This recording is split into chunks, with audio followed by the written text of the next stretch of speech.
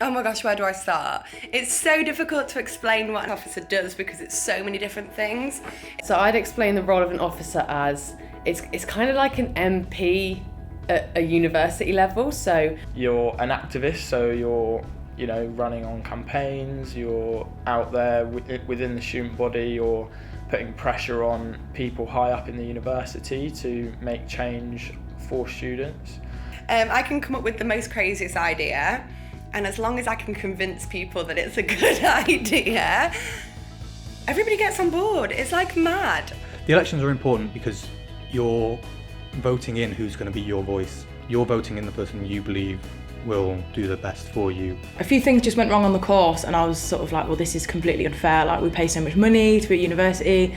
When I was a student, first year, second year, I didn't really realise who the officers were. It was more until I got involved with the Students' Union that I actually realised, wow, there's 5 people that are working full time to kind of change things throughout the uni. So when you get elected as an officer, you'll sit down with staff and the senior management teams. Like, you get like a staff member that helps you write down like a sort of like a plan of attack of how you're going to get everything done. I think the best training that I got was guidance from someone who was already doing the role. So just things that she'd learned along the way that she was telling me that I was going to learn, but also sort of sharing her experience. Every single day is completely different. Like, you're constantly on the go. But you kind of do a bit of everything. One day you could be in some board meetings, second day I could be doing some public speaking, the next day you could be working on your objectives. Being a student trustee is something that people think of second when they run for the role.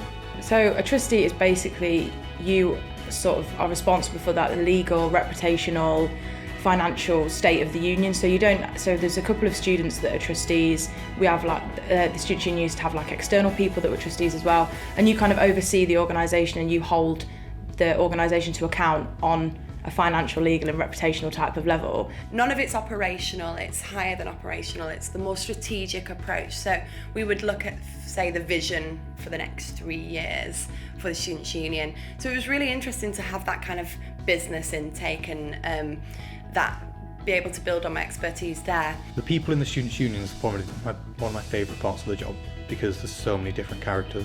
It's really, really fun. It's like one of the most enjoyable jobs like I've ever done. I'm obviously expected to work a certain number of hours a day, but you don't have to be in at like dead on 9 a.m. in the morning. It's at times very serious, but it's most of the time quite chilled and very fun. The environment's really friendly, welcoming, opening. Because it's the Students' Union, it's obviously supposed to be really welcoming and opening to students, and it really is. And you have 2 campuses to go to as well, so you've got City and Headingley. So being at Headingley campus, I tend to work in the Hive a lot more than when I'm in City, where I've got the office space, which you can do whatever you want in, really, within reason.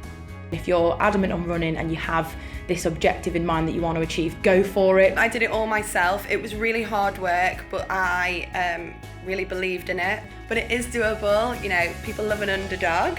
If you really believe in what you are trying to do, really push that, make sure that your passion comes through and your passion shows, and people who want that to get done will see your passion, see that you're serious about it, see that you're someone who can get it done, and they'll vote for you.